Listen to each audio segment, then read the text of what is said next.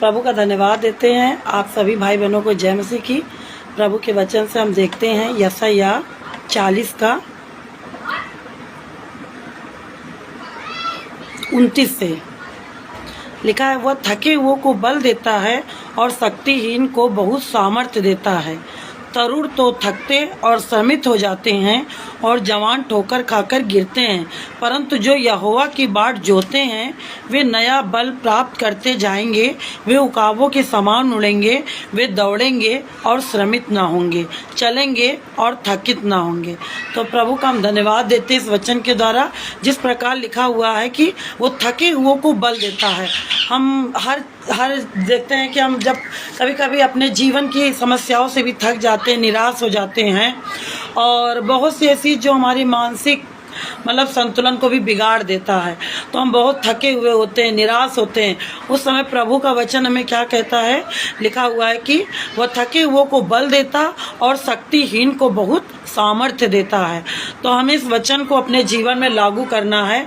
और इसी तरीके से हम वचन देख सकते हैं फिलिपियों 4:13 में कि जो मुझे सामर्थ्य देता है उसके द्वारा मैं सब कुछ कर सकता हूँ। तो हमें इस बात को बोलना है और परमेश्वर के वचन का दावा करना है कि जो मुझे सामर्थ्य देता है उसके द्वारा मैं सब कुछ कर सकता हूँ। क्योंकि मैं अगर चाहूँ कि मैं अपनी इच्छा से कर लूँ तो नहीं कर पाऊँगा, लेकिन जब मुझे वो सामर्थ्य देगा, परमेश्वर सामर्थ्य देगा, तब हम उसके द्वारा क्या कर सकते हैं कि हम बहुत कुछ कर सकते हैं। हमारे पास कुछ भी ना हो, लेकिन जो मुझे सामर्थ्य देता है उसके द्वारा मैं सब कुछ कर सकता हूँ, क्योंकि प्रभु का वचन जीवित वचन है। तो यहाँ पर भी लिखा हुआ, थके हुओं को बल देता और शक्तिहीन को बहुत सामर्थ्य देता है। जब हम कमजोर हो जाते हैं उस समय वो क्या करता है, हमें बहुत सामर्थ्य देता है। तरुण तो थकते और श्रमित हो जाते हैं और जवान ठोकर खाकर गिरते हैं, परंतु जो यहोवा की बाट जोते हैं वे नया बल प्राप्त करते जाएंगे, वे नया बल प्राप्त करते जाएंगे। वे उकाबों के समान उड़ेंगे, वे दौड़ेंगे और श्रमित ना होंगे, चलेंगे और थकित ना होंगे।